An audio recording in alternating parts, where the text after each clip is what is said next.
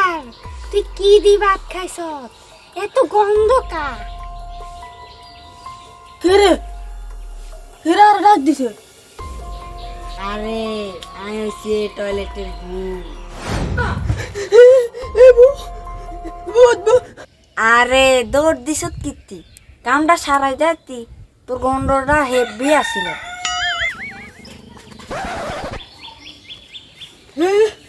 তুই কে রে? সাহস তো আমার সামনে আ। তুই কীর্তি আইস, তোর গন্ধটা হেভি ছিল বে। তুই কি সত্যি ভূত? আবে হ, তোর কেমনে 12টা বাজান লাগে এটা আমার জানা আছে।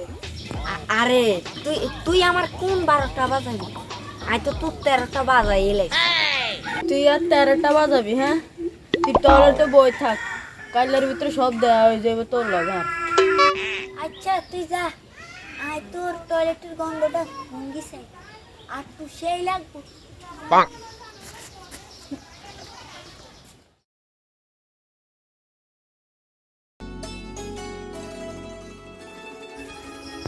আরে ভাই, এখানে না একজন আলী বাবা বসতো।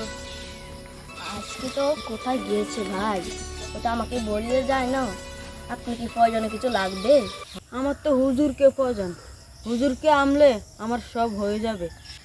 আচ্ছা, আপনার তো হুজুরকে লাগবে, তাহলে হুজুরের হাদিয়াটা দিয়ে যান, তাই আমি হুজুরকে ম্যাচকে পাঠাবো। আরে ভাই, এই ধরেন, ওনার কাছে টাকাটা ফারিয়ে দিয়ে, আমার বাড়ি এসে ওই নদীর পারে। এখন আমি যাই। আচ্ছা, আসসালামু আলাইকুম, আবার আসেন ভাই। ও ভাই, আপনার সমস্যাটা বললেন না। আরে ভূতে যাচ্ছে, ভূতে। আচ্ছা ভাই, আজকে অনেকদিন পরে টাকাটা পেয়েছি। হাগু পেতে খাও পেতে মূল্য নিচ্ছে প্রতিদিনকে বেরিবাল বাগ বাকি বেরিবাম পাইসা পাসাঙ্গা হ। আজকে অনেকদিন পরে টাকা মারি দিয়েছি, কি মজার রে ঝাল। এখানে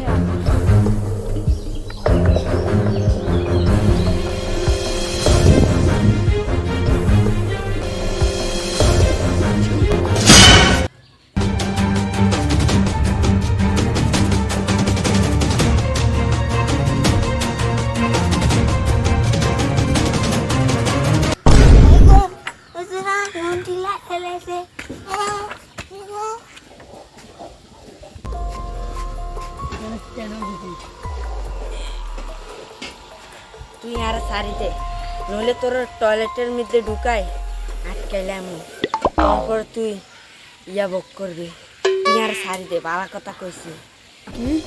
তুই আমাকে টয়লেটে আটকাবি, তা আমাকে মারবি?